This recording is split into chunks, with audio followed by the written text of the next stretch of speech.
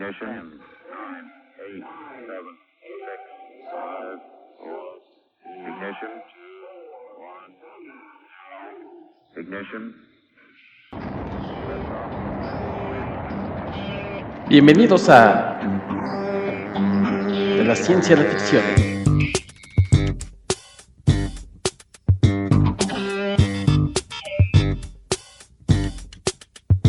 Un podcast con un toque de ciencia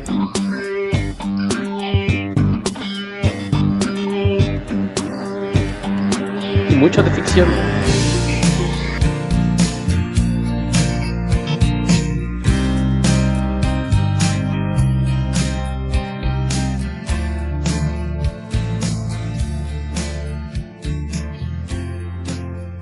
Hola, ¿qué tal? Bienvenidos a una nueva edición de su podcast de la ciencia a la ficción. Yo soy Héctor McCoy y los saludo como siempre, esperando que se encuentren muy bien. Y en esta ocasión, ya saben ustedes que a veces hablamos 2x1, hablamos de película y libro. Esta vez nos vamos a centrar un poco más en el libro, de cuyo título ya vieron por ahí. Vamos a estar hablando del Juego de Ender, libro de Orson Scott Card. Y para ello me acompaña mi compañero y amigo, el editor, traductor y escritor, Alberto Calvo. Hola, Beto, ¿cómo estás? Hola, ¿qué tal? Muy bien, gracias.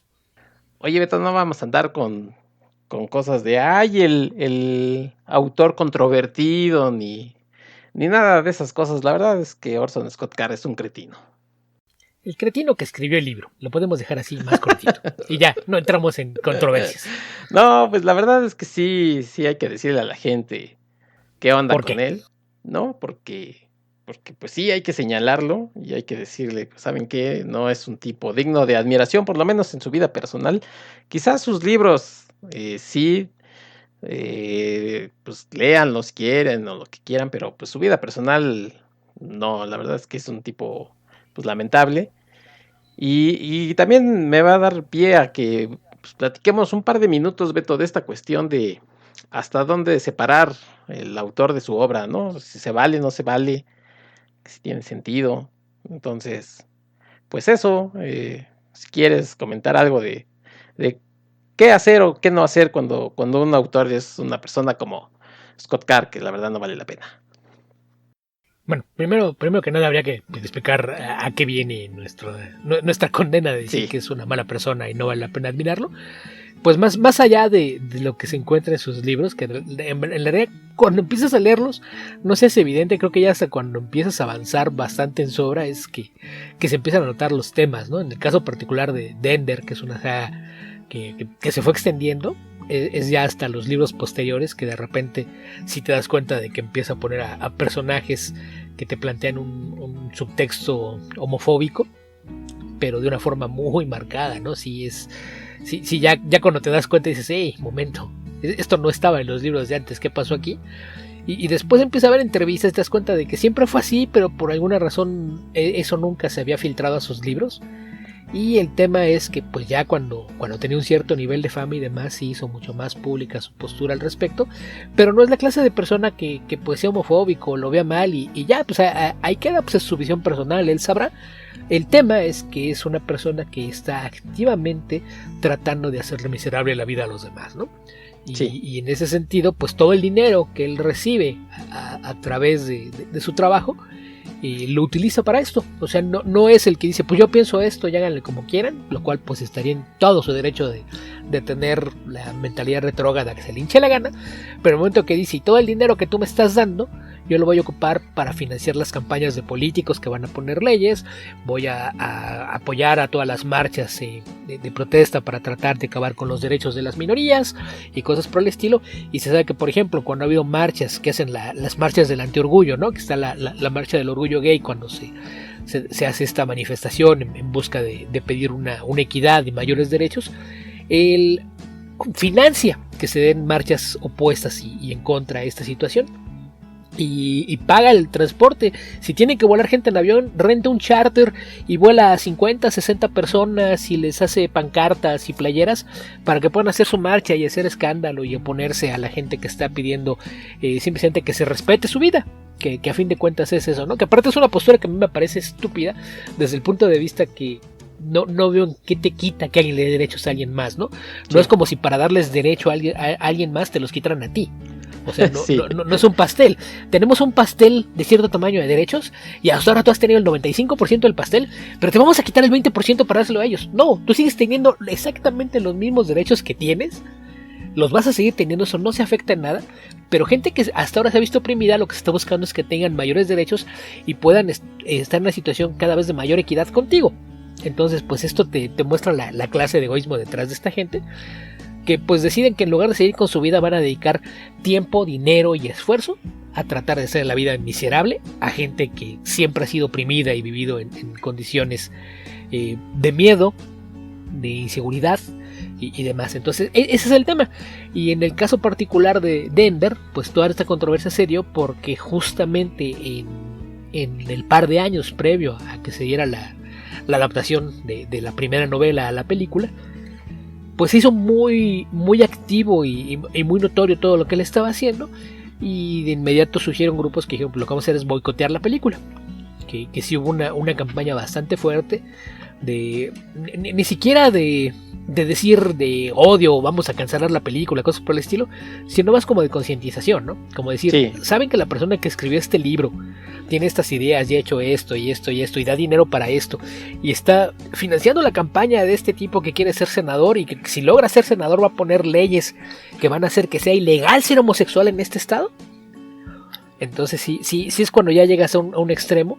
Y en el caso particular de la película, que pues bueno, lo puedo comentar de una vez. Sí. Esta película, aunque a mí el libro me gusta mucho, yo me rehusé a ver la película en el cine, en buena medida por esto. Y a pesar de que ya está en plataformas digitales, ha brincado, creo que ya en 2 o 3 de ellas, actualmente creo que está en HBO. Sí. También me rehusé a verla porque a diferencia de como pasa con muchos otros escritores, que es algo que le puedes dar la vuelta y decir, bueno, pues esa parte no tiene nada que ver, en este caso él es uno de los productores ejecutivos de la película. Esto implica que cada centavo que la película genere en cualquier forma, ya sea por taquilla, rentas, ventas de video, los fees del streaming digital, el merchandise, etc., un porcentaje de eso va a la bolsa de Orson Scott Card. Y todo el dinero que cae en su bolsa, él dedica un porcentaje a tratar de hacer la vida miserable a los demás. Entonces ahí, en mi postura personal, ese es el punto donde yo marqué la raya. No te voy a dar un solo quinto que puedas utilizar para tratar de dañar a alguien más. Para mí ese fue el tema.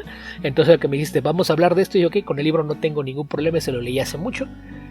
Lo conozco bien, conozco la saga porque leí bastante de esto, porque insisto, hasta mucho después de haber empezado a leer estos libros fue que me enteré de muchas cosas que pensaba, y ya hay libros posteriores sí son temas que se empiezan a hacer evidentes, pero dije, ok, vamos a hablar de eso y la película, y yo lo que dije fue, ok, la voy a ver, pero no la voy a ver por una vía legal, porque eso indica darle una vista que va a sumarse ahí y van a la hora de hacer cosas, sí, mira, la vio tanta gente, entonces te toca esta cantidad de dinero. No, ahí sí fue, ahí pintó la raya. Entonces, aunque hay una forma legal de verla y en un sistema por el que estoy pagando, me rehúso a hacerlo, y fue de descargarla de una forma en la que sé que no hay modo alguno en que algún centavo de mi dinero vaya para la bolsa de este señor, que tiene que hacer una campaña de odio. Y tú dices, ¿qué hacer? Pues es que ahí más bien es una cuestión de cada quien, ¿no? Sí, personal. Hasta dónde quieres seguir apoyando a una persona, y yo ahí también lo veo como caso por caso, porque insisto, hay gente que hizo algo malo, pues a lo mejor lo que va a hacer es tratar de no apoyarlo, o en mi caso, que participo en varios podcasts y demás, tratar de no hablar de su obra. A lo mejor a mí me gusta y lo puedo seguir consumiendo, pero no puedo con la conciencia tranquila recomendarlo a alguien más que a lo mejor no es consciente de lo que hay detrás de. Entonces yo lo que suelo hacer es simplemente dejar de hablar de ciertos autores o de ciertas obras, y nada más. Pero en casos específicos en los que sabes que es alguien que activamente dedica recursos a esto, como los casos más famosos son Orson Scott Card y J.K. Rowling, ahí sí sabes que jamás volverás a tener un centavo mío porque sé para qué lo usas.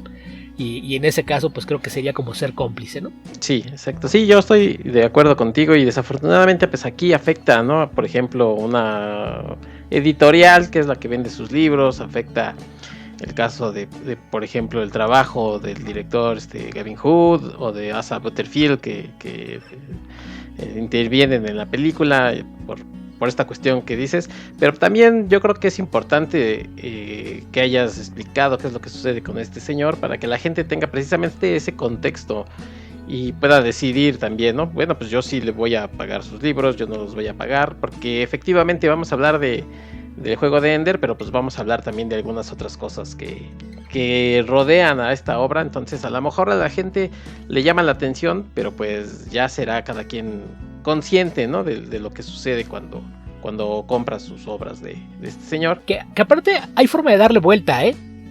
Hay forma de darle vuelta, porque yo me tardé un poco en entrarle a la obra de este señor. Había oído hablar de ella y tenía curiosidad, pero realmente nunca le había entrado. Y a mediados de la década de los 90, alguien me regaló los 2 primeros libros. Algún amigo en un cumpleaños me regaló los 2 primeros libros. Era una edición en español, la de Ediciones Z, que es creo que siguen siendo quienes tienen los derechos todavía de estas novelas. Y leí el primero así, pero no soy fan de las traducciones de Z. Muchas de las peores experiencias que he tenido leyendo libros traducidos han sido con Z. Entonces lo leí y después de eso dije, híjole, estas son la clase de cosas que creo que sí prefería leer en inglés. Y nunca leí el segundo. El segundo, incluso cuando puse en venta algunas cosas cuando tuve el problema de querer operarme los ojos, el libro lo vendí, ese incluso estaba nuevo porque nunca lo abrí. El primero sí, el segundo nunca lo abrí. Y eventualmente en alguna excursión en librerías de viejo me fue encontrando con los libros de la serie y todos los compré usados. Entonces de una u otra forma creo que de todos modos jamás un quinto de mi dinero cayó en las bolsas de este señor sin que lo hubiera planeado. O sea, fue simplemente que no tenía forma de acceder a ediciones nuevas de los libros en inglés, y poco a poco me los fui encontrando en versiones usadas. Entonces si quieren leer los libros y también les preocupa el tema de darle dinero, esa es una opción, buscarlos usados o recurrir también al tema de los libros digitales, ¿no? Creo que ahora ya es otra opción, pero pues hace 20 años no era posible. Si no, probablemente hubiese sido una opción, pero pues ahí está. Y pues ahí lo de separar al autor de la obra, pues insisto, ahí ya es cosa de cada quien, hasta dónde quieres hacerlo, hasta dónde quieres apoyar. Insisto, no se trata de que no las disfrutes o de castigar a nadie más. Digo, con los cómics pasó en los últimos 3-4 años que de repente son muchos autores con acusaciones de acoso sexual y cosas por el estilo, y ahí a veces es peor, ¿no? Porque en el caso de un escritor, sabes que pues no vuelvo a leer sus novelas, no vuelvo a comprar uno de sus libros. En el caso de un cómic, por castigar al escritor responsable de algo, te llevabas entre las patas también al dibujante, al entintador, a la editorial y a gente que no tenía nada que ver con lo que sucedió. Entonces ahí sí se vuelve un tema bastante complicado. Entonces yo por eso digo, ahí sí es cada quien con su conciencia de qué forma le parece que es correcto actuar, y también juzgándolo caso por caso, porque no todos los casos son iguales. Entonces es lo que yo trato de aplicar. O sea, sé que este director es una persona problemática, que ha hecho cosas que no se le ha comprobado nada, pero hay situaciones que parecen cuestionables. Para mí es suficiente para no volver a recomendar públicamente su trabajo. A lo mejor yo lo voy a seguir viendo, ya ahí decidiré si voy a dejar que le caiga algo de mi dinero o no. Esa ya es una alternativa adicional. Pero si me gustan sus películas, a lo mejor las voy a seguir viendo sin pagar por ellas, y lo que voy a hacer es no hablar de ellas, no escribir reseñas. Digo, hay un caso muy famoso de un director neoyorquino y chaparrito de quien así sucede. De repente dejé de reseñar sus películas, aunque sí las he visto. Por esa misma razón, porque no se ha comprobado que haya cometido un ilícito, pero sí hay conductas que me parecen cuestionables. Y entonces pues ahí la respuesta de mi parte es no difundir su obra y que alguien más no vaya a llegar a ella y a lo mejor no empiece a admirar de una forma que no se merezca el tipo, ¿no? Digo, no estoy seguro, entonces yo lo sigo viendo, son cosas que a mí me gustan, y decidí no privarme de seguirlas viendo, pero sí decidí que no le iba a hacer ninguna promoción o recomendación activa. Entonces ahí sí yo creo que no se trata de qué es lo correcto, qué no es lo correcto. Creo que eso es decisión de cada quien, hasta dónde quieres separar autor de obra, hasta dónde valoras lo que estás viendo, leyendo o disfrutando, contra el daño que le puede estar causando a alguien más, o que le puede haber causado en el pasado a alguien más, dependiendo también de cuál sea la razón en el caso de cada uno de estos autores o creativos.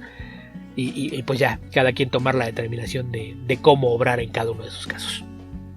Sí, yo estoy de acuerdo contigo, y además comentabas hace rato algo que es cierto. En su obra creo que se ha ido reflejando más de este pensamiento y yo creo que a lo mejor se ha ido recrudeciendo y que en la época en la que escribió, por ejemplo, el juego de Ender y algunas de sus continuaciones, La voz de los muertos, que es su continuación, creo que no estaba tan radicalizado el señor, porque incluso las novelas y la historia hablan un poco como de la empatía y de ser abierto con los demás, ¿no? Y resulta que el señor es totalmente opuesto. Yo creo que a lo mejor esta forma de ser ha ido modificándose en el tiempo y cuando lo escribió creo que no era tan así.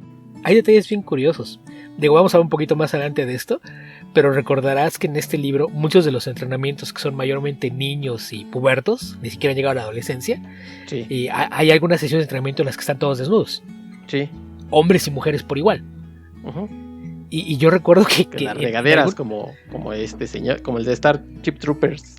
Ajá, porque tú lo ves incluso como un acto de inocencia, ¿no? Que es uno de los temas importantes de la historia. Que tienes un grupo de inocentes que de repente terminan convertidos en soldados sin tener una noción clara de en qué los están metiendo. Y resulta que alguien hizo una crítica de la obra elogiando el que tuviese retrato de la inocencia sin darle tonos sexuales o viendo la sexualidad de los personajes como algo natural y no como algo malo. Y él leyó la reseña y se ofendió. ¿Cómo se atreven a decir que yo pienso que está bien que hombres y mujeres se vayan juntos? ¡Están mal! ¿Qué? A ver, espérate, ¿qué? Sí fue así de... Ok. Creo que esa fue la primera vez que me di cuenta de que había por ahí una señal de alerta de que algo no estaba bien con este señor. Pero en las primeras novelas incluso... mencioné el caso de J.K. Rowling, es el mismo caso, ¿no? Que tú ves las novelas y hablan de ayudar a los débiles y apoyar a los demás, sí. Y de repente ves lo que es como si dice, ¿leíste lo que escribiste? ¿Te diste cuenta de lo que estabas haciendo? ¿O no entiendes sobre subtextos y temas? Que ese es otro tema, ¿no? Que por ahí también saques nadie, ya sabes, decir por ahí que no entiende por qué la gente identifica lo que pasa en sus películas con una ideología de derecha ultraconservadora. O sea, si no lo entiendes, tampoco te diste cuenta de lo que pusiste en tu película. No sabes cómo funcionan los subtextos y los temas, pero bueno, es otro tema. Y pues sí, a fin de cuentas, esta saga de libros se fue extendiendo. Digo, actualmente creo que son alrededor de 20 libros, ¿no? Ya, algo así. Ya andaba por ahí. Que yo voy a decir que sí, a mí sí en algún momento me cansó. Yo llegué hasta el sexto nada más, que fue por ahí a principios de siglo, el de The Shadow of the Hegemon. Ese fue el último que leí. O no recuerdo si leí el de Shadow Pop, ese ya no me acuerdo. Pero me quedé por allá en el primer tercio de la saga, como va hasta ahora, porque sí, si no me equivoco van algo así como 19 o 20 novelas. Sí, ya está, ya hay precuelas y cosas así. Sí, bueno, que desde un principio por ahí hay un cambio de punto de vista, ¿no? Que otra de las novelas te cuenta eventos que ya habías visto, pero desde el punto de vista opuesto. Sí. Y vamos, en fin, es una historia que ha ido creciendo y me topé hace un par de años que estaba haciendo un análisis de la obra y sí, por ahí creo que de la novela 13 o 14 sí decían que ahí sí ya se estaba descarando toda su ideología en el libro, pero pues yo ya no llegué tan lejos. Sí, y nada más a comentar, creo que no le hemos dicho, el señor es mormón, entonces no es una crítica contra los mormones, pero pues algo tiene que ver obviamente.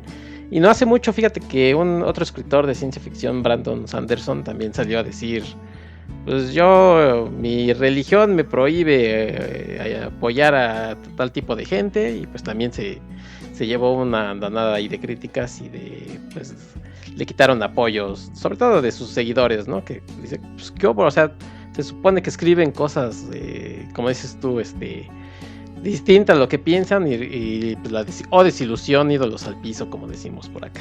Sí, más bien es cuando te queda claro que estaban escribiendo por la trama y nunca entendieron la forma en la que estaban explorando los temas o la clase de alegorías que podías encontrar en ello, ¿no?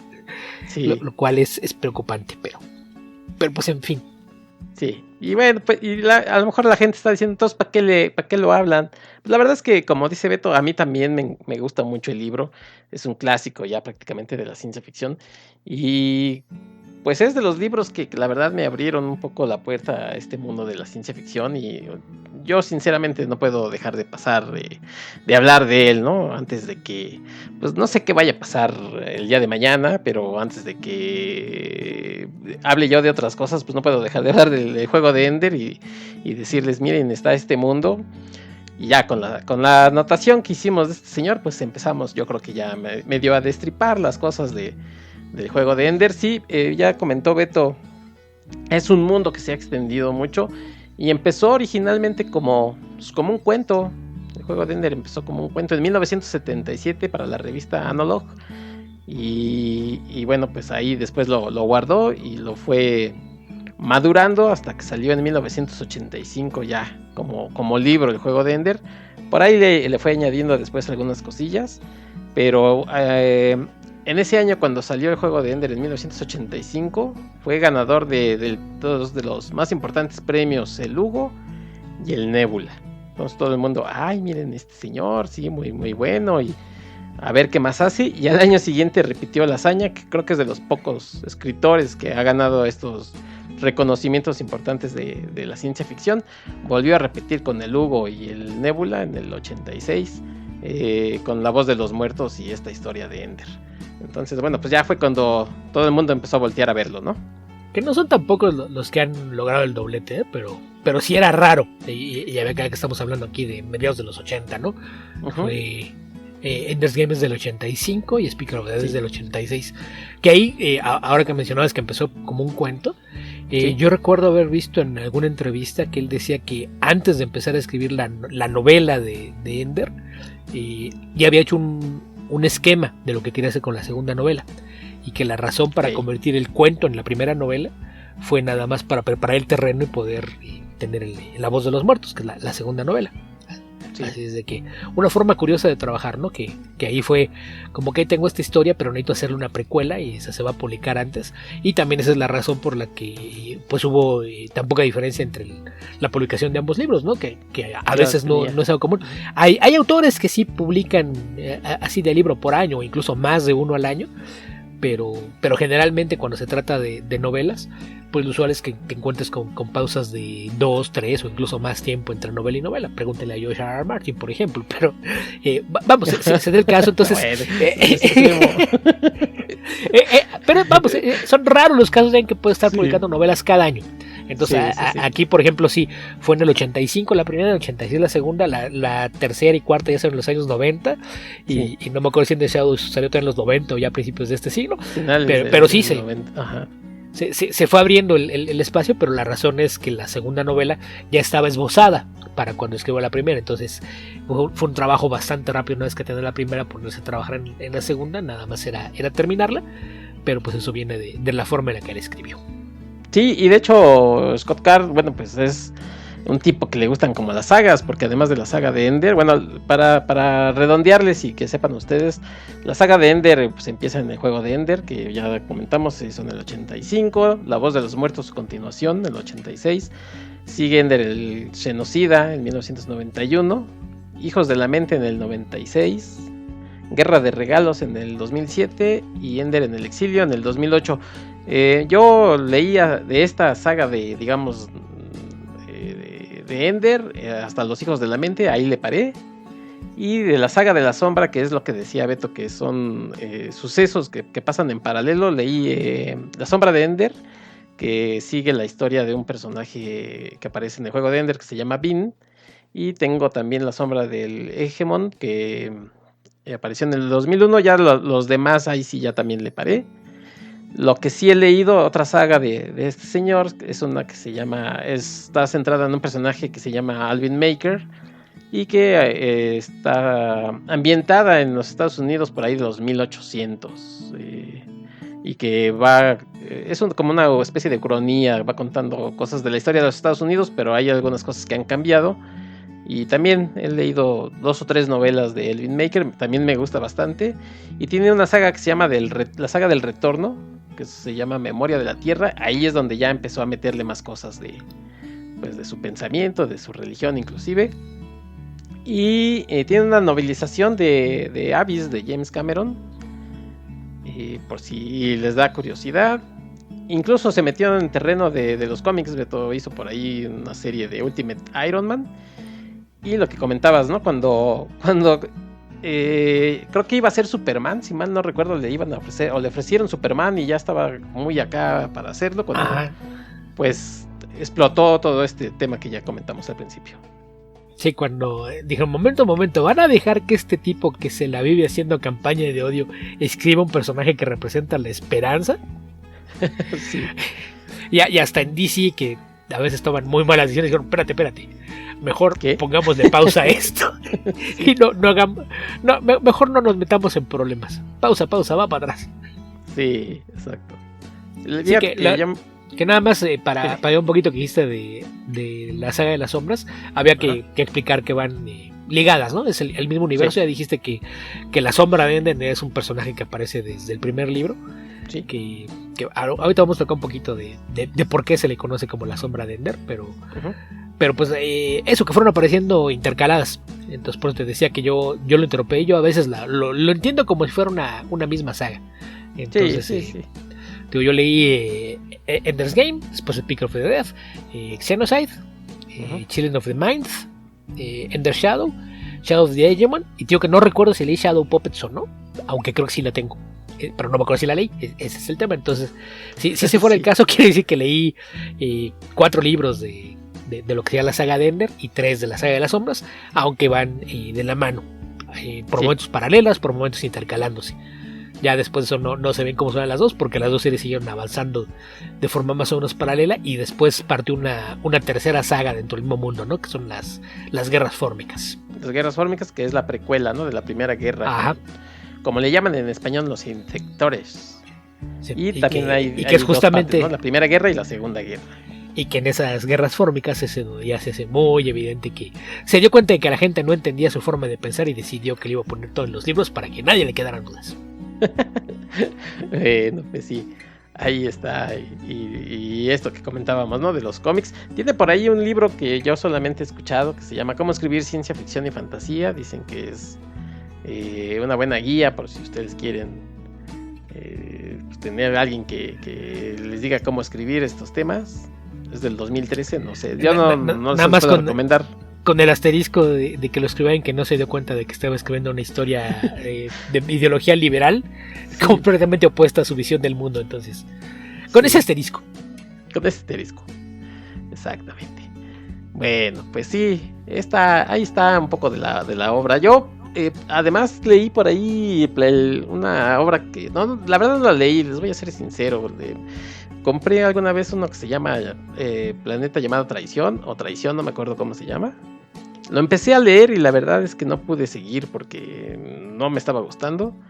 Así es que, pues como pasa con los libros o como pasa en la vida, pues simple y sencillamente dije, lo cerré y dije no más. Pero lo de Ender sí, por lo menos lo que ya comentamos Beto y yo, sí lo recomiendo. Y esta otra de Alvin Maker también se los recomiendo. Por lo menos el par o los 3 primeros libros.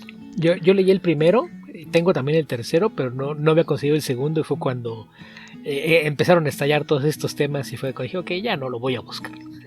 Sí, el Windmaker. Bueno, pues ahí están, y los cómics de Ultimate Iron Man, no me acuerdo si estaban buenos o no, ahí sí se los debo. Yo lo leí porque igual, ya para cuando salieron, sí, ya estaba en la lista negra. Exacto. Bueno, Beto, pues la verdad es que la historia del juego de Ender no es tan complicada. Está ambientada, digamos, en un futuro. Como ya les dijimos, hay una guerra con una raza que se llama Formix. Son unos seres que parecen con aspecto de insectos grandotes, que están invadiendo la Tierra. Tuvieron una guerra, una segunda guerra. Y para el momento en que empieza el juego de Ender, bueno, pues al parecer se está gestando una tercera invasión de estos insectores. Y entonces tienen una escuela de batalla, les llaman ellos, en donde le están enseñando a los niños, porque es más fácil ahora ya enseñarle a estos niños que tienen, digamos, un aprendizaje mucho más abierto que los adultos para pelear contra estos insectos, estos aliens.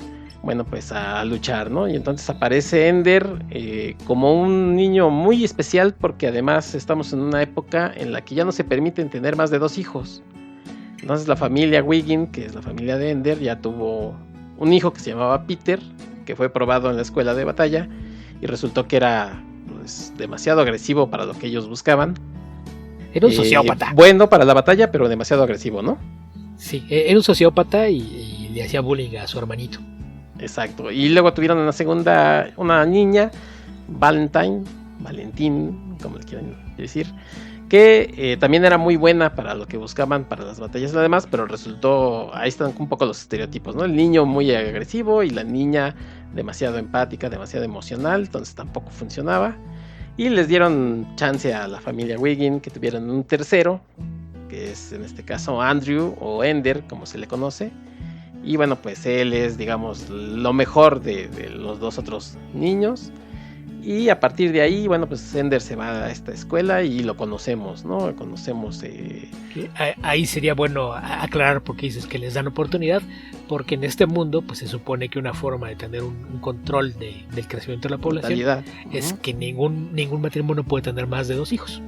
Sí. Es 2 y se acabó, y la única razón por la que los dejan tener un tercero es porque sus 2 hermanos mayores mostraron ser figuras prometedoras en la escuela de combate. Sí, y incluso pues esta cualidad de tercero también es un problema para él, ¿no? Porque los niños le llaman así tercero, le hacen bullying, pero en realidad pues Ender es... Son como bichos raros, es el equivalente a un nerd. Sí, o sea, ¿tú qué? ¿Por qué tienes 2 hermanos? Eso no es normal. Sí. Y fíjate que a mí me gusta mucho la obra, pero una de las cosas que sí le critico y que no me gusta es que los niños en general no pasan al principio de 6, 8 años y todos hablan como si tuvieran por lo menos más de 16, maldición. Odio ese tipo de personajes, no solamente en Ender, sino incluso en los cómics cuando aparece Damian, por ejemplo, el hijo de Batman, y lo ponen a hacer cosas tiene 10 años y lo ponen a hacer cosas de 20, maldición. Bueno, o la niña de Red Richards, hijo, como... Pero en el caso de Damian yo le doy una excepción, porque recuerda que a los 10 años ya estuvo varios años siendo entrenado para ser un asesino, entonces ahí sí entiendo que de repente actúe como adulto, pero no, yo creo que es un tema muy común en la ficción y en donde quiera, ¿no? Lo ves en series de televisión, lo ves en películas, lo ves en novelas, lo ves en cómics, que a veces es difícil escribir a personajes de ciertos grupos de edad como si tuvieran esa edad. Sí. Y a veces te das cuenta, por ejemplo, con la gran cantidad de ficción adolescente, que los adolescentes rara vez se comportan como adolescentes. Entonces, a veces eso hace que cuando te encuentras con una historia en la que los adolescentes parecen adolescentes, esas son las que logran conectar con la audiencia, porque tanto la gente de esa edad como la gente mayor dice, mira, estos sí son adolescentes, y no tienen esa... No sé, como que son momentos en los que de repente ves a un adolescente que hace cosas que alguien de esa edad no pensaría, su reacción a algo, y como que te saca de la ficción, ¿no? Sí. Creo que ese es el problema con muchas cosas. Entonces es algo que sí destaca cuando lo hacen bien, y en el caso de Scott Card sí no se le dan, porque en realidad son más bien preadolescentes, ¿no? Porque los ves de que entre 10 y 13 años quizá, los principales. Ves algunos más pequeños, ves algunos más grandes, pero actúan como si tuvieran 17 o 18. Entonces sí de repente son cosas que te hacen un poquito de ruido, pero en general es un tema bien común en la ficción en general. Sí, aquí hablan como dicen, como adultos chiquitos. Sí. Y mira, yo he leído el juego de Ender 3, 4 veces. Entonces ya la segunda yo dije, ¿sabes qué? Me voy a brincar la parte de la edad. Para mí tienen, por lo menos cuando empieza tiene 10 y ya después va creciendo. Voy a hacer de cuenta que cuando pasa todo lo importante ya son chamacos de 16, 17 años. Sí, y fíjate que ese fue un acierto un poco, ¿no? En la película, o sea, no pudieron agarrar... grandes. Claro, no pueden agarrar chavitos de 5 años, de 6, porque primero para hacerlos actuar a todos, y luego nos van a salir como ese niño de Star Wars que decía, ¿pasa algo, maestro Skywalker? Además el casting se dio en el momento correcto. Porque, por ejemplo, el papel de la hermana mayor de Ender lo hace Abigail Breslin. Ujú. Y pues ahí sí les creías que eran hermanos, ¿no? Y si los vieras ahora, la diferencia de estatura entre ambos te hace decir, un momento, aquí no puede haber la misma genética involucrada. Digo, Abigail Breslin mide como 1.50 y Asa Butterfield mide más de 1.80, como 1.85, creció. algo así. Y aparte, como es muy delgado, se ve más largo de lo que es, ¿no? Si Bueno, lo ves...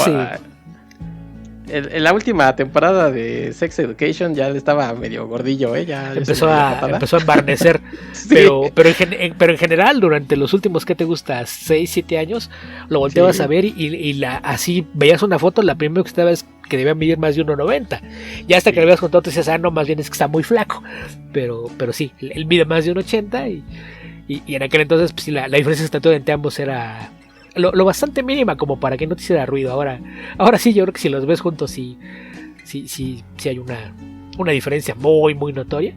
Y en general, algo que me sorprendió en la película es la calidad del elenco. O sea, qué desperdicio, Sí. porque la verdad es que hay cosas en el guión que sí son de pena ajena y creo que fue desperdiciar el elenco que reunieron, ¿no? Que, Sí, no, pues, no tienen aparte de como mucho que hacer, ¿no? Ajá, o sea, tienes a Viola Davis completamente desperdiciada en Sí, sin un hacer personaje nada. que no hace nada. Ujú. Harrison Ford, pues ya sabemos que realmente es Harrison Ford en cualquier parte que aparezca. Así- Entonces él está bien, para lo que le pide su papel era una buena elección. Pero Ben Kingsley es otro actor que tiene un par de escenas bastante buenas, pero el resto del tiempo es completamente desperdiciado. Pero incluso con los jovencitos, ¿no? Porque a veces cuando ves estas películas son actores que cuando pasa el tiempo no vuelves a saber de ellos. Y en este caso sí, varios de ellos siguieron con sus carreras y a la fecha siguen trabajando, ¿no? Ujú. Digo, aparte de Asa Butterfield está el caso de Hailee Steinfeld, Ujú. que probablemente en estos momentos sea incluso más famosa que Asa Butterfield. Está el caso de Abigail Breslin, que ya incluso tuvo su sesión de haber pasado por premios y demás, incluso desde antes de haber hecho esta película. Pues, Y hay mira, algunos otros... Hailey no sé si sea más famosa que Asa por lo de Sex Education y ha hecho algunas otras cosas, pero creo que de Abigail creo que sí es más famosa que ella. Sí, bueno, porque ella, pues habría que acordar que desde muy pequeñita por Little Miss Sunshine, pues Ajá. incluso estuvo nominada al Oscar y al Globo de Oro y demás, entonces ahí viene. Pero en el elenco secundario hay muchos actores que siguen haciendo cosas secundarias, incluso papeles pequeñitos. Por ahí, por ejemplo, me sorprendió ver a Anonso Anosi como uno de los militares, que a lo mejor algunos lo ubican como el sujeto enorme que anda paseando al niño de Sweet Tooth.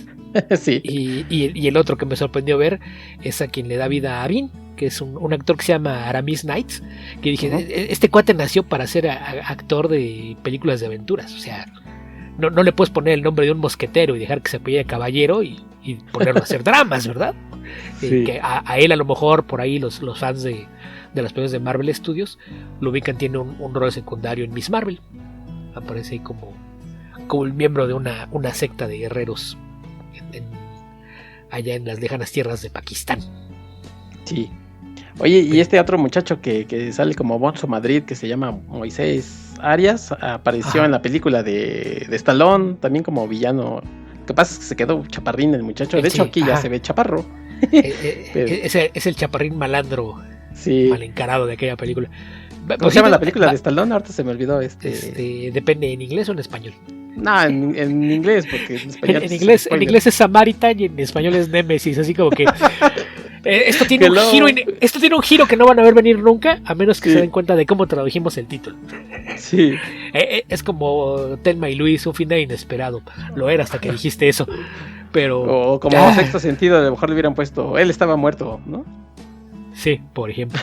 Por ejemplo. Bueno, pues sí. La verdad es que sí, la película tiene un buen elenco.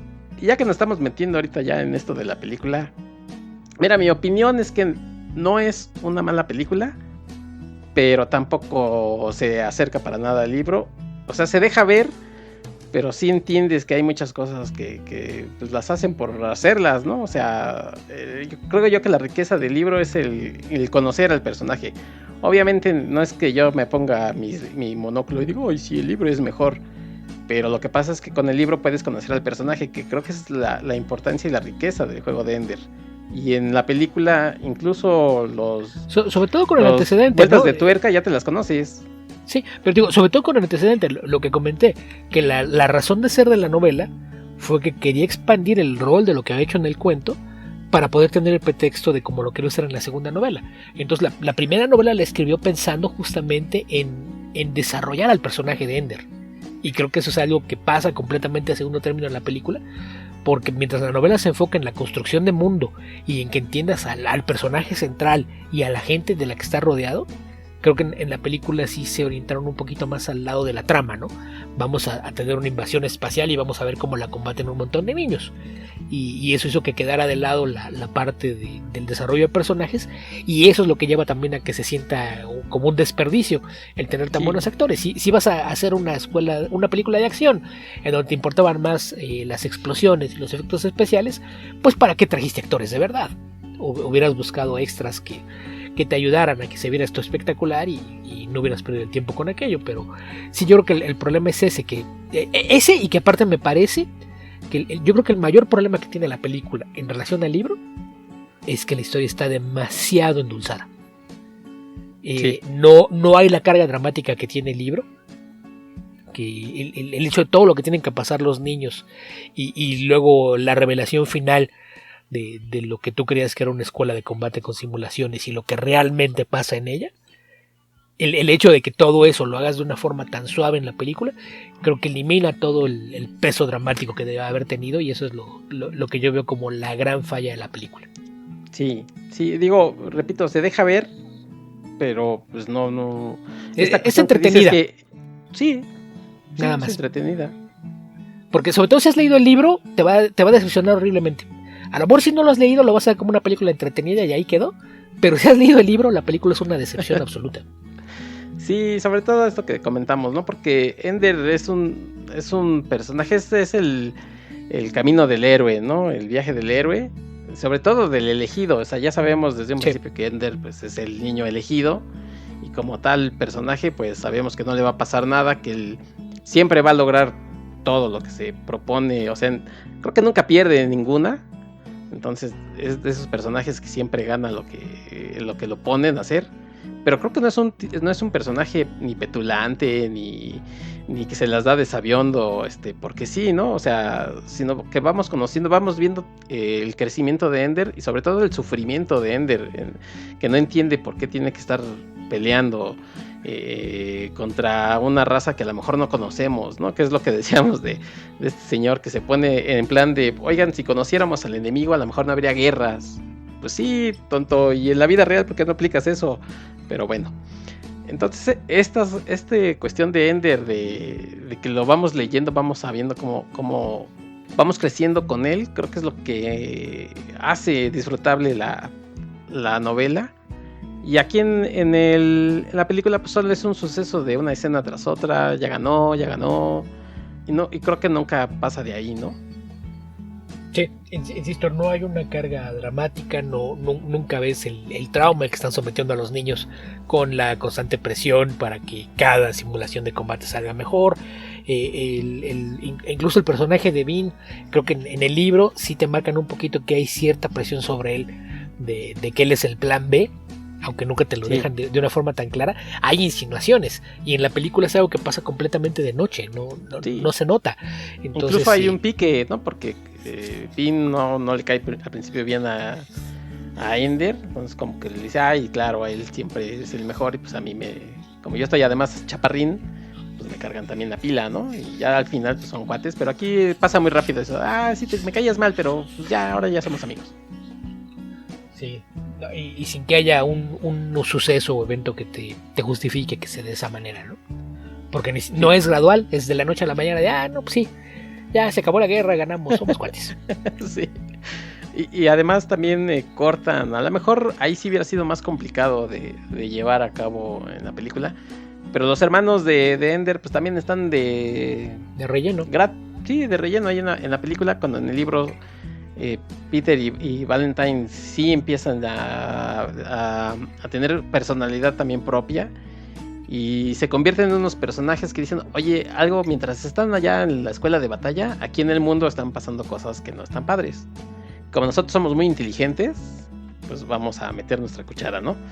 Y se crean unos personajes que empiezan a aparecer, curiosamente, estamos hablando del 85, en una especie como de redes sociales, ¿no? Como si fueran influencers, y a a dar opiniones, ¿no? A dar editoriales ahí sobre la cuestión que está sucediendo en el mundo, y toda la gente dice, lee estas columnas que aparecen, y si mal no recuerdo son Luke y se me fue el nombre del otro personaje, pero bueno, son dos personajes que están poniendo la crítica ahí sobre el gobierno. Entonces todo el mundo dice, sí, oye, ¿quiénes son estos, no? Que tienen toda la razón. Eso hubiera sido un poco más complicado meterlo en la película, pero creo que en el libro sí está. La verdad es que también es una parte muy interesante, sobre todo pensando en esto, ¿no? Que no había como redes sociales en esos entonces, y ahora pues estos niños influencers al final terminan siendo incluso parte ya del gobierno, ¿no? Sí, que ahí es también parte de la construcción del mundo, ¿no? Es un mundo en donde los adultos fallaron y muchas de las cosas recaen sobre los jóvenes. Creo que es parte de esa construcción del mundo lo que te lleva a que de repente a muy corta edad ya los ves en puestos de autoridad y responsabilidad.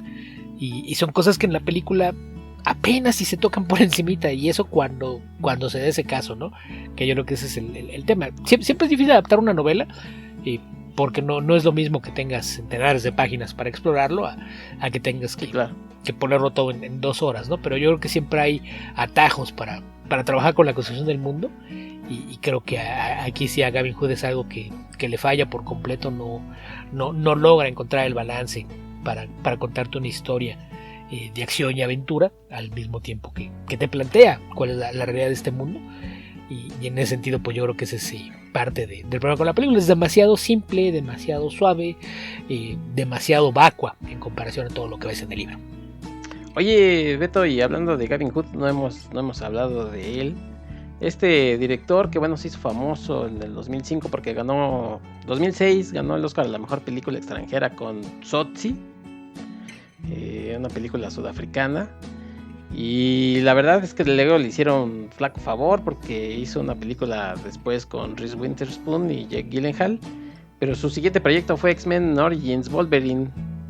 Entonces pues sí, pobrecito, no ya no pudo meter ni las manos, y luego para colmo se le filtró, ¿no? Una versión sin terminar con los efectos. Todo el mundo se pitorreaba de la película, que la verdad es una película bastante malita de este universo de los X-Men de Fox. Y siguió con el juego de Ender. Aquí hay temas que yo creo que a veces la crítica es un poquito injusta con él. Su primera película en Hollywood, la que mencionas, es un thriller político, y yo creo que se fueron un poquito con la idea de muchos de los temas que toma Tsotsi, ¿no? Que era, a lo mejor si traemos a alguien que trae este background de ideología política para hacer la película, funciona. Y Rendition no me parece una mala película, pero pues sí, tampoco es la clase de cosas que te vayan a posicionar ni entre la crítica ni entre los fans. De ahí no sé cómo fue que a alguien se le ocurrió ponerlo a hacer una película de superhéroes, pero aparte él tuvo muy mala suerte porque la producción de la película se dio en medio de la huelga de guionistas. ¿Cuál, la de Wolverine? Sí. Ok. Sí, entonces es parte del tema, que el estudio no quiso retrasar la filmación y terminaron trabajando con lo que en situación ideal hubiese sido una versión temprana del mismo. No hubo ya trabajo extra en el guión para hacer correcciones y demás. Y pues sí, si la película está llena de cosas que dices, ay, no manches, ¿por qué dejaron esto? Pues porque no había quien lo reescribiera. Ese fue parte del tema. ¿Y lo de Deadpool a quién se le ocurrió? Sí, no sé, son la clase de cosas que generalmente se quedan. Cuando empiezan revisiones del DAF son las cosas que se van saliendo, pero en este caso ya sabemos que Fox, en particular con esa franquicia, siempre hizo muchas tonterías de deshacerse de actores, de directores y demás, porque para ellos lo importante era salir a tiempo y hacer muchos billetes. En este caso pues le salió un tiro por la culata porque salieron a tiempo, pero no hicieron tantos billetes como querían porque el producto era bastante inferior. De ahí vino a ser Ender's Game. Y pues ya entre que pues Wolverine se convirtió en un desastre y que Ender's Game fue una bomba de taquilla, pues como que su carrera quedó en un hueco en donde iba a ser muy difícil que lo sacaran. Después de eso se fue a trabajar a Inglaterra. Es una película, un thriller por ahí con Alan Rickman y Helen Mirren. Sí, Helen Mirren y Alan Rickman. Age in the Sky se llama. Que es una película de bastante menos presupuesto, menos ambiciosa, pero bastante sólida.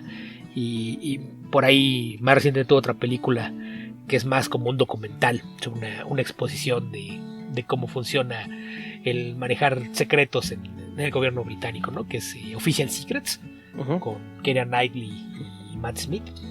Esa me gustó bastante, bueno, sí es bastante buena, pero pues sí, su carrera en Hollywood pues tuvo ese inconveniente de hilar una película modesta y luego 2 bombas de taquilla que en ninguno de los dos casos podemos decir que sea directamente su culpa. Sí, bueno, ahí sí, por decir el Origins en Wolverine, pues ya me explicaste cómo estuvo.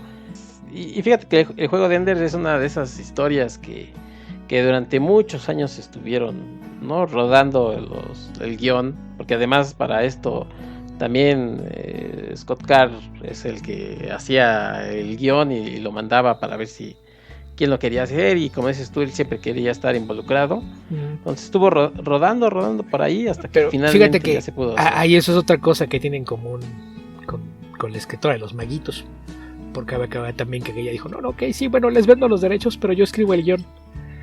Y como resultado hicieron la película y dijeron, aquí está el guión que usted escribió. Oiga, pero esa película dura casi 4 horas. ¿Fue lo que usted escribió? Ay, pues hay que recortarla. Sí. No, repetimos, no le salió tan mal, pero bueno, pues fíjate que yo cuando veía la semana la película pensaba si hubiera sido mejor por ejemplo una serie de 6 episodios. Creo que se hubiera podido explorar un poco más, ¿no?, del mundo sí, que mejor el mundo de Ender, pero bueno, creo ese que es solamente el sueño de fan. El problema es que ahora cuando piensas en eso, hay muchas veces que dices, es que esta novela funciona mejor si haces una miniserie en lugar de una película. Pero las cadenas de televisión no eran muy abiertas al formato de hacer miniseries. Eso es algo que más bien creció ahora con la venida del streaming. Sí, claro. Que no sabemos cuánto tiempo más nos vaya a durar, porque las compañías han dicho muchas tonterías, pero es en donde creció realmente el formato. Entonces, en años recientes hemos visto que muchas novelas que había gente que decía, no, es que sea muy difícil una película, se han convertido en miniseries y funcionan bastante bien. Pues en este caso probablemente hubiera pasado lo mismo, pero pues con todo lo que hay alrededor de Ender, pues preferimos quedarnos con las ganas en vez de verla como una serie. Pues sí, y en su gustada ya leímos sección, el libro. Oye Beto, y en su gustada sección nos vamos a salir tantito del tema. Ahorita que hablas eso del streaming, por ahí sale a decir Netflix, es que la culpa de que no hagamos buenas series y no tengamos presupuesto es que ustedes comparten su cuenta, sus contraseñas. Se les ha olvidado que ellos tuvieron durante mucho tiempo fijado en su perfil de Twitter, amores, compartir tu contraseña. Por ahí está, y estuvo la fijado. Cuenta de Amazon, ¿no? Les hizo bullying, creo, con eso. Sí, vamos, es que entiendes que sí es algo que se convierte en una fuga de recursos, pero no puede ser que es la razón de todo. La verdad es que yo creo que el problema aquí es una estructura y un liderazgo que no les permitió darse cuenta de cómo se estaba transformando el mundo a su alrededor. Cuando surge Netflix era una idea innovadora. No había plataformas de streaming que hicieran eso. No solo el de decir, ok, vamos a tener un catálogo de series y películas que tú vas a poder ver a la hora que quieras, cuando tú quieras, con los horarios que tú quieras, y si quieres ver una serie de corrido la puedes ver así. No solo fue eso, sino la idea de tener producciones originales, cosas que se hacían exclusivamente para esa plataforma y funcionaban con ese mismo esquema. Entonces se convirtió en un trancazo instantáneo en el que para tomar las decisiones de cómo lo hacían utilizaban un algoritmo al que alimentaban con datos. Ok, ¿qué cosas son populares? Y checaban a ver cuáles eran las 10 películas más populares de los últimos 2 años, y según ellos extrapolaban los temas y decían, ok, estos son los ingredientes para una película exitosa.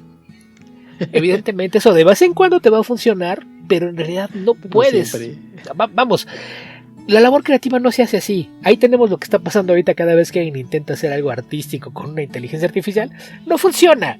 Hay siempre un componente humano detrás de las cosas. Entonces el pensar que un algoritmo puede regir las cosas siempre va a terminar metiéndote en problemas. De vez en cuando va a funcionar, pero no puedes esperar que funcione siempre, porque aparte si haces eso terminas por hacer las cosas bajo una fórmula, y las cosas formulaicas se vuelven repetitivas. Ese es el problema número 1. El problema número 2, el éxito que tuvieron generó competencia. Sí. Entonces cuando Netflix tuvo su gran boom, era la única plataforma de streaming con un catálogo enorme y que no tenía competencia. Ahora volteas y al menos en México tenemos que 9, 10 servicios de streaming. En Estados Unidos son como el triple. Entonces, no es que estés produciendo menos dinero porque la gente no esté viendo tus productos.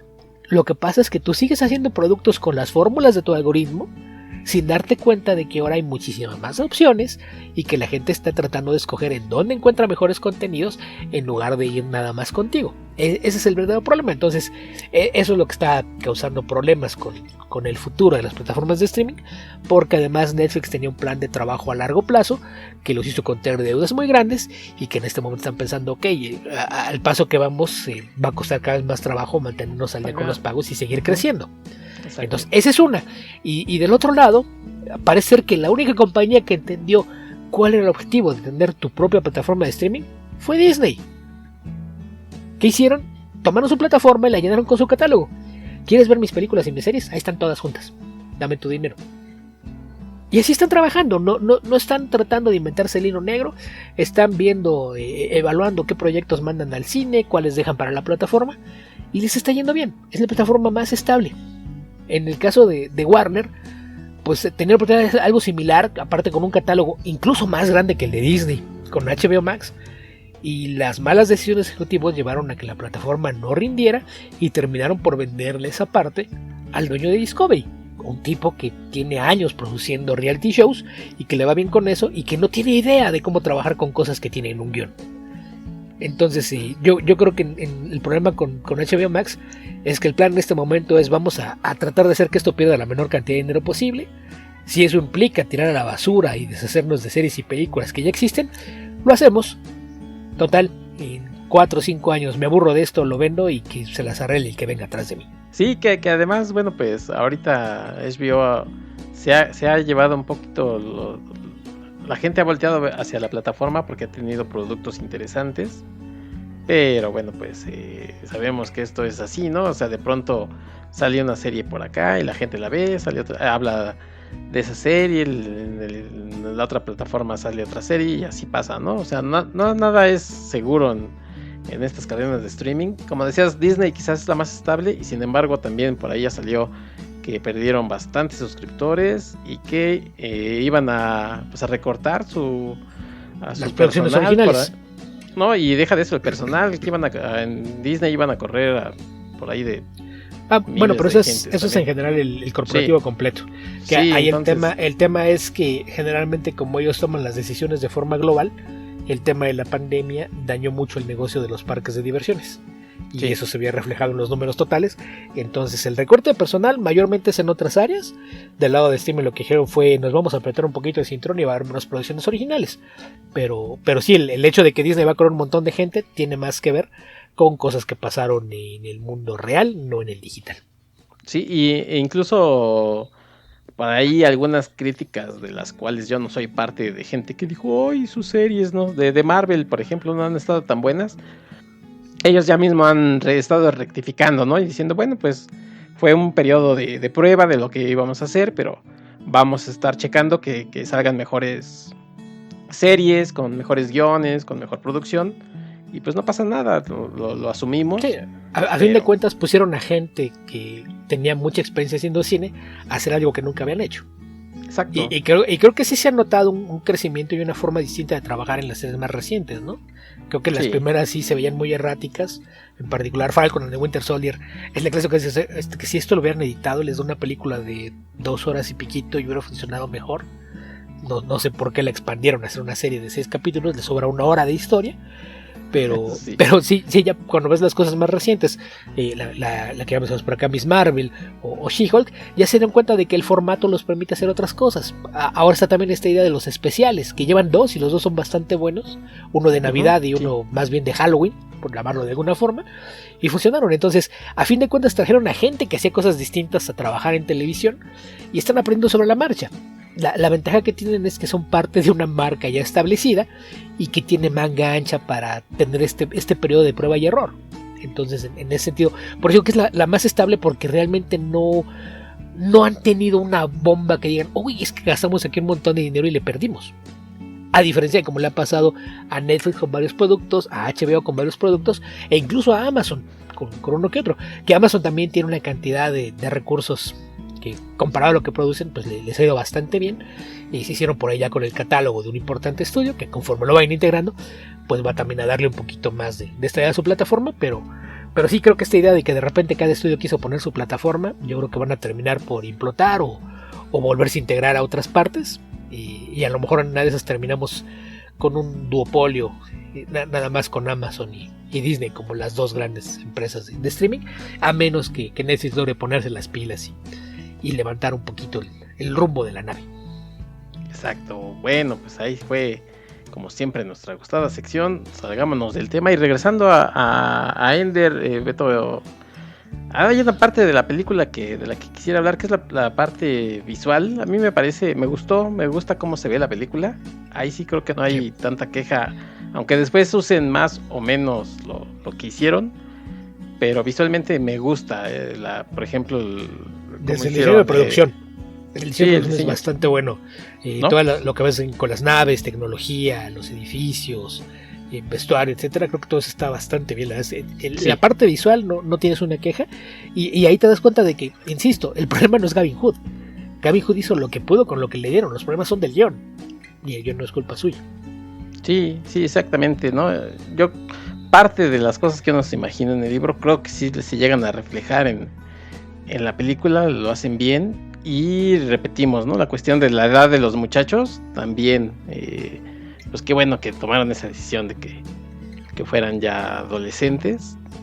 Y además Asa Butterfield siempre ha sido un niño que cumple, ¿no? Salía en esa de Hugo con Scorsese. ¿Sí era Scorsese? Sí es Scorsese. Sí es Scorsese, que por acá se les hizo que hubo un título muy cortito y le pusieron un título larguísimo, ¿no? La invención de Hugo, no sé qué.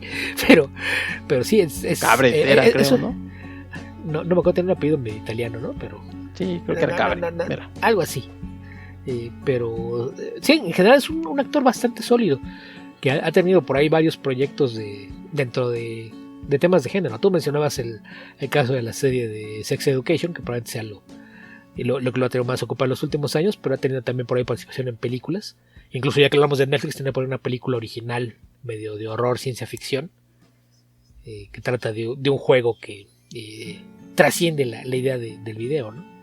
La película tiene una buena idea, pero pues es una B-movie, lamentablemente. Y yo hace unos años me topé con una película suya, hizo una comedia romántica de ciencia ficción, al lado de Sophie Turner. Yo la he visto con 2 títulos. Yo me la encontré en alguna de las plataformas de Steam, estaba como Time After Time, que ahí aparece con Sophie Turner, y para mí es una comedia romántica con viajes en el tiempo. Ok, bueno, pues para checarla. Y yo, fíjate que a fin de año vi en Amazon una comedia también romántica de Navidad que se llama Tu Navidad o la Mía. Bastante simpaticona la película, entonces pues espérense a diciembre para que, o si no les importa ver películas, si no les importa ver películas de Navidad ahora, pues me tocó ver un avance, pero sí me parecía medio genérica. Mira, ya encontré el otro título. La película originalmente se llamaba Time Freak, y en algunas partes está como Time After Time. Y en español, para que la gente la busque. No estoy seguro cómo esté, que de hecho estoy viendo que ya no está en ninguna. No, sí está en Amazon Prime Video. Nada más que Amazon yo tengo confirmado en inglés, entonces a mí me lo sigue mostrando con ese título. Okay. Pero si lo buscan con el título en inglés, aunque lo tengan en español, se las va a encontrar. Busquen así Time Freak y se van a dar cuenta porque aparecen Asa Butterfield y Sophie Turner, que si no están seguros quién es Sophie Turner, es la chica que le daba vida a Sansa Stark en Game of Thrones, y es la versión más reciente de Jean Grey en las películas de los X-Men. Hablando de los X-Men. Sí. Hablando de los X-Men. Bueno, pues 2 recomendaciones opuestas. Mira, esa para que se hagan una idea de por dónde va la película, que me divirtió bastante. El papel que hace Asa Butterfield es un chico que está estudiando física, pero es un genio. Y un día conoció a una chica que era la novia de sus sueños, esta guapa pelirroja. Tuvieron un noviazgo que iba bastante bien, pero se empezaron a enfriar las cosas. y él se obsesionó tanto el día que lo cortaron que decidió que necesitaba arreglar su relación. Pero en lugar de hacer lo que hubiese hecho cualquier persona normal, que es pues voy a hablar con ella, a ver qué fue lo que hice mal y tratar de corregirlo, pues decidió usar sus conocimientos de física para coser una máquina en el tiempo, averiguar en qué la regó, viajar al pasado y corregirlo. Obviamente cada vez que va al pasado y cambia algo, empeora las cosas, y eso es lo que resulta en la parte de comedia de esta película. Es bastante entretenida, tío. Yo la vi hace un par de años, e incluso la reseñé por ahí en mi blog. Entonces también si van por allá a hoguerasdeseadas.blogspot.com y buscan Time Freak, por allá está mi reseña de la película. A mí me divirtió bastante, es bastante entretenida, y mal que viene ciencia ficción, entonces ahora no salimos tanto del tema. Por cierto, ya por ahí encontré 2 posibles traducciones de la película. Una es Fanático del Tiempo y la otra es Locura por el Tiempo. Entonces búsquenla, si no, pues. Ok, y de hecho si vas a YouTube a buscar trailers, también están con los 2 nombres. Si buscas Time Freak Trailer, es una película de 2018, la vas a encontrar. Y también Time After Time, en Time After Time hace como 2019. Okay. Estoy viendo que parece que Time After Time fue el título internacional. Era Time Freak en Estados Unidos y Time After Time en el resto del mundo. Ok, Time Freak, bueno. Que aparte ahí sí le encontraron una chica de su estatura, porque también Sophie Turner. Sí, ella también está grandota, sí. Bueno, pues regresando al mundo de Ender. Oye, y también hablando del mundo de Ender, también en los cómics hubo adaptación.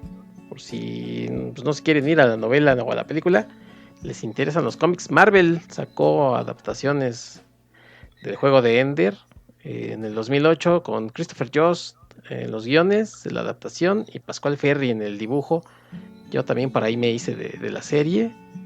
Y también hubo pues, sus secuelas, ¿no?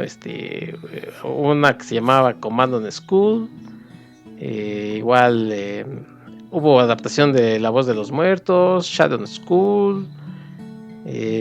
Una centrada en este personaje que hace Ben Kingsley, que se llama Master Rackham. Había una adaptación que se llama Master Confinado. Entonces búsquenla, son cómics de Marvel, también si les interesa. Pues ahí están las adaptaciones tanto del juego de Ender como de La Voz de los Muertos. Que hablando de La Voz de los Muertos, Beto, la verdad es que ya no tiene nada que ver. O sea, es muy diferente el juego de Ender a lo que pasa en La Voz de los Muertos. Es que, por ejemplo, el juego de Ender, la mayoría de las veces lo vas a encontrar descrito como una historia de ciencia ficción militar, ¿no? Porque se centra justamente en la idea de la guerra y de preparar a los niños para que peleen y defiendan al planeta cuando los adultos ya no pueden. Esa es la premisa base. Y en Speaker of the Dead o La Voz de los Muertos, pues es todo lo opuesto, ¿no? Es más una historia como de introspección acerca de los males de la guerra y demás, que insisto, sí. Ves eso y dices, ¿y ese monstruo de Scott Card escribió esto? ¿De veras? Sí. Pero sí, es un tono completamente opuesto, pero es como una introspección del después de la guerra, ¿no? En el momento de, ok, ya pasó la guerra, fue una experiencia traumática. ¿Qué hace Ender después de eso? Vamos a echarnos el spoiler, Beto, para que la gente a ver, spoiler, ¿no? Como dijera antes como le hace Esteban antes de decir qué sucede y después dice spoiler. No, aquí primero spoiler. Sí, primero te dice, al final se muere, spoiler. Spoiler. Saludos a Esteban Pedreros. Entonces, spoiler, si le quieren bajar un minutito, bueno, pues para que no sepan el final del juego de Ender. Realmente el juego de Ender es que no era un juego, ¿no? Estaba realmente dirigiendo la batalla contra los Formix, contra los insectores. Sí, y pues termina lo que él piensa que es una simulación para prepararse para el combate, es el combate que se da de forma remota. Sí, como si estuviera en el Xbox, ¿no? Prácticamente. Pues más que en el Xbox, como si fuera una realidad virtual, ¿no? Todo lo que él piensa que está haciendo en juegos, un dron lo está haciendo en el mundo real y está acabando con los invasores. Y parece que ya mató a toda una raza y encuentra a una reina que, bueno, pues le da chance de que pueda revivir esta raza alienígena. Y entonces La Voz de los Muertos busca un mundo donde pueda regenerarse o volver a vivir esta raza. Y bueno, pues a partir de ahí, de esto que decíamos, ¿no? Del horror de la guerra y de llegar a un mundo completamente extraño, con incluso estos seres, estos nativos del mundo al que llega, que se les conoce como Cerdis, no sé en inglés cómo se llamen, pero que son totalmente diferentes a los seres humanos, incluso en su forma de reproducirse.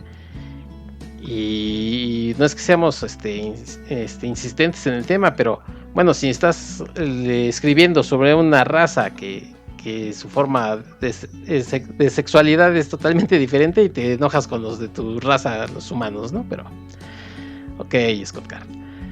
Y entonces, bueno, pues se le conoce a esto de la voz de los muertos porque es el portavoz, ¿no? De hablar por la gente, de lo que vivieron en vida. Y Ender ya no es el niño, ya es más bien... La idea es que él se aleja un poquito del resto de la sociedad y de la humanidad después de darse cuenta de lo que hizo, y después de que encuentra a esta reina, esta le pide que le cuente al universo su historia. Entonces a eso se refieren con que él es la voz de los muertos. Él exterminó toda su raza y ahora es el único que puede contar su historia. Sí, incluso la gente en el mundo, por ejemplo, lo sigue viendo como un héroe, ¿no? Que exterminó esta raza y él quiere alejarse de esa figura. Sí, y nada más ahorita que no te quería interrumpir, decías que son los Cerdis en español, y lo que pasa es que ese es apodo, porque recuerda que no tienen nombre a la especie, claro.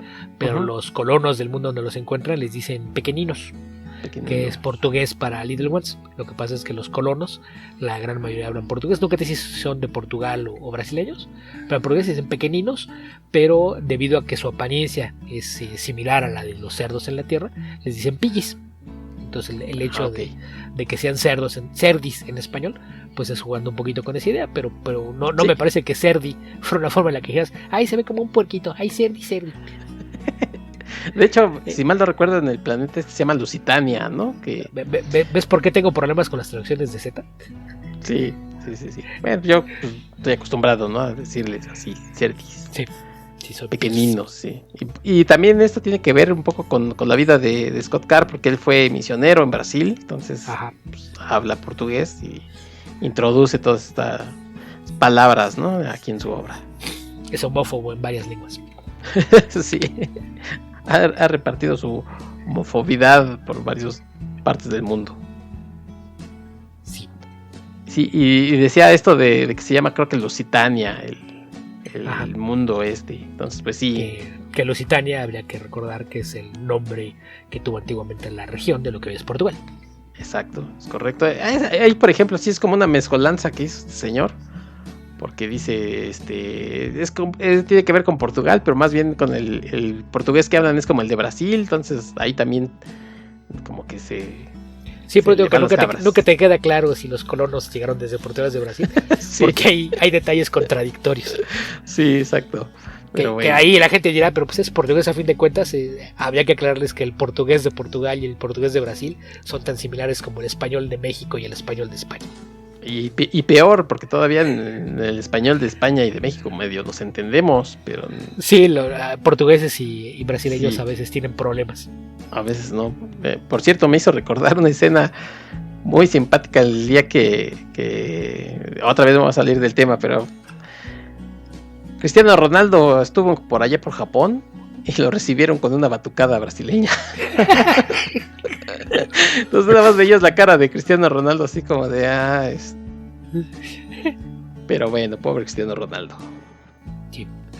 Pero... sí, es muy gracioso, pero bueno. Y verlo todavía es más gracioso, su cara así de sin nada que ver conmigo, pero bueno. En fin, decíamos, ¿no? Al menos, a lo mejor lo que pasó fue que cuando dijeron va a venir Ronaldo, no supieron cuál era. ¿Cuál de los dos? Sí, al menos si hubieran dicho Ronaldinho, hasta se pone a bailar, ¿no? Sí. Pero no era de ninguno de los dos, o de los tres. Y fíjate, todavía hasta la voz de los muertos, creo que es... Por eso, no de gratis se ganó los premios que decíamos, ¿no? La verdad es que sigue siendo una obra bastante buena. Y fíjate que a mí no me desagradaría ya con alguien mejor, pero todavía continuando con Asa Butterfield. No lo van a hacer porque, pues, el juego de Ender creo que le fue mal en taquilla. Muy mal. A raíz de que se dio el boicot, la película vamos, la recaudación se ve más alta a lo que es el presupuesto, pero para fines prácticos, por todo lo que implican los gastos de promoción y el dinero que le queda a las distribuidoras y a las salas de cine, se supone que una película, dependiendo del volumen de su presupuesto, tiene que generar entre el doble o el triple de dinero de lo que costó hacerla. Entonces, una película de 110 millones de dólares, esperas que recaude entre 250 y 350 millones para que empiece a generar ganancias. Y recaudaron, creo que 125, algo así. O sea, fue de vamos a recuperar el dinero que nos gastamos, pero no vamos a recuperar lo que nos gastamos en publicidad, ni vamos a tener que restarle lo que le dimos a las distribuidoras y a los dueños de las salas y a toda la gente que nos ayudó a tratar de venderla y colocarla en otras partes. Entonces, sí, es una película que perdió dinero. Se calcula que las pérdidas para el estudio rondaron los 80 o 90 millones de dólares. Entonces, sí, como que con presupuesto negativo nunca iban a aprobar una secuela. Y además de que seguramente nadie se quería aventar el tiro de, sí, ya tuvimos un problema de relaciones públicas por trabajar con Orson Scott Card, va de nuevo. Porque recuerdo que cuando empezó el tema del boicot, uno de los productores sí trató de hacer una campaña de aparecer en varios programas para hacer un llamado a no, pero nosotros los que estamos haciendo la película no pensamos como él, el estudio no comparte esas ideas, pero le sigues dando dinero. Entonces, perdón, pero ahí es culpabilidad por asociación. Sí. No hubo forma de que lo limpiaran, que los productores había que recordar que son gente que está muy metida en el medio del entretenimiento. El que estuvo haciendo esto sobre todo fue Robert Orci, que también es alguien que ha hecho muchas cosas para televisión y demás. Él fue el que salió a decir que no debieran de juzgar a la película por el autor, sino más bien verla y ver el mensaje y saber que el estudio no compartía ninguna de las ideas del escritor y demás, y que incluso iban a donar a un par de organizaciones que abogaban por los derechos y demás. Pero pues a fin de cuentas creo que pues terminaron tratando de hacerlo como control de daños, y si ese es el caso, pues es algo que vas a hacer desde un principio, ¿no? Y a lo mejor asegurarte de que el mismo Scott Card no hiciera acto de presencia ni nada, lo cual sería bastante difícil, ¿no? Como dices, sí, vamos a hacer una película de tu libro, pero no queremos que en ninguna parte a presumir de que estamos en una película de tu libro. Sí, capaz de que hasta eso, ¿no? Él hubiera querido que se llamara Ender's Game, Orson Scott Card, una cosa así, o no sé cómo. A lo mejor lo propuso Orson Scott Card, sí. Ender's Game. Sí. Bueno, pues yo, de todos modos, el día de mañana voy a empezar una campaña, el hashtag Sell the Speaker of the Dead a Netflix, para que puedan le compren los derechos a este señor. Mira, podemos hacer una campaña de esas así como la gente que no entiende cómo es el mundo real y decir que le venda los derechos de sus libros a Netflix y se deshaga de ellos. Sí. Exacto, es por eso, ¿no? Como los descerebrados esos que hay por ahí de DC. Y que regrese a Asa Butterfield a hacer esta voz de los muertos. La verdad es que sí, a mí sí me gustaría verla bien hecha. Pero pues, no, obviamente nunca va a pasar. No, ahí sí. Creo que el tema es que de entrada no volverás a ver ninguna adaptación de un trabajo de Orson Scott Card al cine. Creo que sí, no va a pasar. A televisión también lo muy difícil. Incluso yo creo que otros medios volvieron y dijeron, híjole, mejor ese día que tenemos ese otro videojuego, ya no. Bueno, fíjate que hablando de esta señora de Harry Potter, hicieron ahora, ¿no? Un videojuego en el que sí ella no tiene nada que ver. No, de hecho sí recibe toda la realidad. Ella no tuvo nada que ver con el juego mismo, pero sigue recibiendo dinero por las ventas, descargas y demás del mismo. Y como en el caso de Scott Card. Y lo que es más, ella ha presumido de que todo el dinero que entra lo va a poner a trabajar y sigue con su campaña de odio. Entonces ahí es el tema que dicen, ok, tú dices que tú tienes respeto por los demás, si eso es cierto, no compres el juego. O sea, realmente para ti, ¿qué es más valioso? ¿Que haya gente que pueda tener derecho a vivir su vida en paz? ¿O poder jugar un juego de tu franquicia favorita? Ok, sí, porque por ahí leí, ¿no? Que sí, que aquí, al contrario de lo que pasó con Ender, con la película, el juego sí estaba teniendo bastante éxito. No, de hecho, incluso por ahí, al juego luego, cuando empezó la idea de que iba a haber una campaña tratando de boicotear el juego, la compañía a cargo del desarrollo del mismo de inmediato salió a decir que hasta iba a haber un personaje transexual en el libro. Pero en el juego. Al juego, sí. Y sí lo hay, creo. Sí lo hay, pero cuando ves el nombre, el nombre es otro poquito y le dijo, se hace pasar por hombre. Ok. O sea, si ves el nombre, ¿qué es? Sir... Ay, no me acuerdo cómo está el nombre, pero el nombre sí se entiende como que es una alusión a decir que es un hombre que se hace pasar por mujer. Ok. Entonces es como que, ok, si se supone que lo está haciendo por inclusión, pues deberías evitar que suene como un chiste, ¿no? Sí, claro.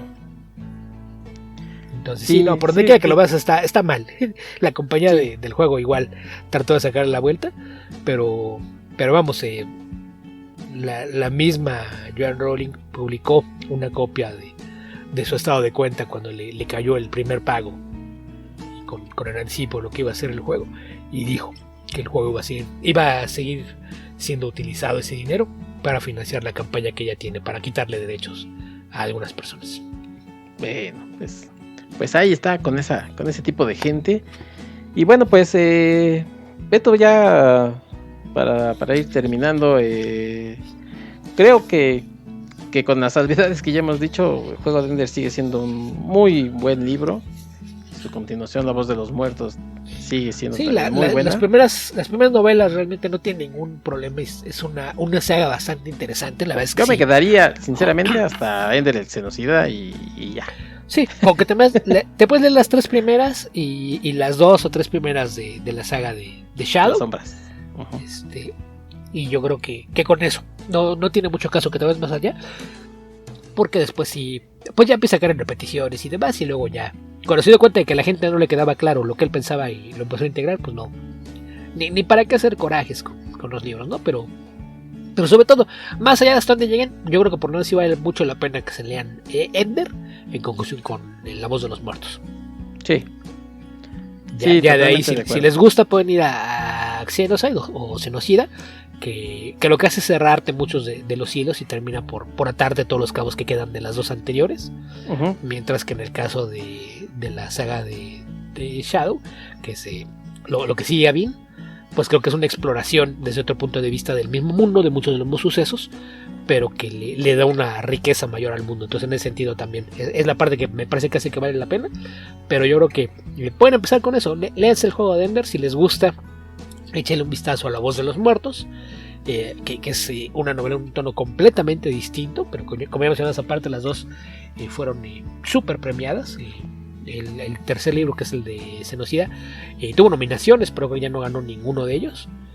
Y cuando se dieron las de la saga de Shadow, estaba en las listas de finalistas, por lo menos para los Locus, si no mal recuerdo. Pero pues ahí sí la cosa es, pues hice con cuidadito. Y con lo que ya dijimos de lo que pasa. ¿Qué es lo que hace Orson Scott Card en cuanto tiene dinero producto de sus libros? Exacto. Nada más, también como punto, algo que ya comentaste de la película y el libro. Si ustedes no han leído ni el libro ni han visto la película, yo diría que vieran la película. Ven la película, se van a entretener primero, y luego lean el libro para poder clavarse a fondo en la historia y verla bien hecha. Exacto. Sí, porque si leen el libro, entonces la película ya se les va a hacer. Si leen el libro, sí, va a ser más como decir, qué desperdicio. Sí. Entonces es de los pocos casos donde posiblemente sí sea conveniente que si no conocen el libro, pueden ver antes la película y después ir a ver cómo se enriquece ese mundo. Exacto. Sí, eso es lo que también yo como recomendación les daría, ¿no? Que vieran la película y digan, bueno, a ver, si estuvo entretenida, supongo que el libro me va a dar mucho más, y pues se vayan para allá, ya con las recomendaciones que dimos de ambas sagas. Y si quieren algo más rápido, tú mencionaste los cómics. Yo creo que también es importante aclarar que los cómics son una adaptación bastante fiel, que cambia algunas cosas, de repente toma algunos atajos y demás, pero están bastante bien hechos, Los cómics, mencionaste tú que los escribe Christopher Yost. Para quien no ubique quién es Christopher Yost es el héroe desconocido de Anónimo. MCU. Sí, él es quien funge como el editor de historias y script doctor en la franquicia del universo cinematográfico de Marvel. Es al que cuando tienen ya alguna versión previa de del corte de la película, es el que traen a revisar. A ver, hay algo que te haga ruido, que te parezca que no es congruente con lo que hemos hecho, y él es el que revisa para, no, aquí necesitamos hacer un reshoot, o hay que agregar esto, o podemos hacer esto. Por ejemplo, uno de los casos más famosos de una corrección que él hizo para la primera película de Avengers de 2012, cuando él llegó y le enseñaron cómo había quedado el corte preliminar de la película antes de montar efectos especiales, les preguntó, ok, aquí está Thor, que decían que no estaba y de repente reaparece y va a buscar a Loki. ¿Hay alguna mención de por qué no aparece Jane Foster? Y sobre todo te va a decir, ¿tenía que aparecer? Y fue, no tenía que aparecer, pero tomando en cuenta lo que hicimos en la película de Thor, lo lógico sería que en cuanto él regrese, la fuera a ver, o ella estuviera interesada en saber qué está haciendo él. Entonces yo creo que tal vez sería cuestión de que haya por lo menos alguna mención. Entonces la escena en donde lo ves enfrente de una consola, cuando Console le dice, sí, ya nos aseguramos de que la doctora Foster esté en un lugar seguro y a salvo, esa escena se agregó. De hecho, esa escena está escrita porque sufrió Just. Es parte del trabajo que hace. Y para los fans de la animación, si han visto una serie animada que se llama Avengers Earth's Mightiest Heroes, que es una de las mejores series de superhéroes que se ha hecho jamás, ya sea animado o de actores. No digo que es la mejor nada más porque existe Batman de Animated Series, pero está bueno, casi... Pero de Marvel sí es de las mejores. Es la mejor serie de Marvel animada que se ha hecho jamás, y está casi al nivel de la de Batman. Esa serie, él era uno de los escritores principales, era el jefe de escritores de esa serie. Entonces Christopher Jones es una garantía escribiendo y hace un gran trabajo adaptando la serie.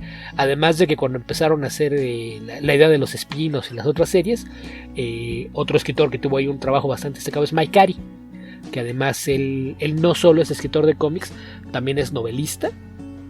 Y hablando de temas de ciencia ficción, pues también es alguien que nos compete. Hay una película de zombies que se llama The Girl with Ugly Gifts, que si no la han visto, búsquenla. Creo que es de esas que cuando llega a caer en alguna plataforma se queda 2-3 meses y desaparece otra vez hasta que vuelve a dar alguna rotación.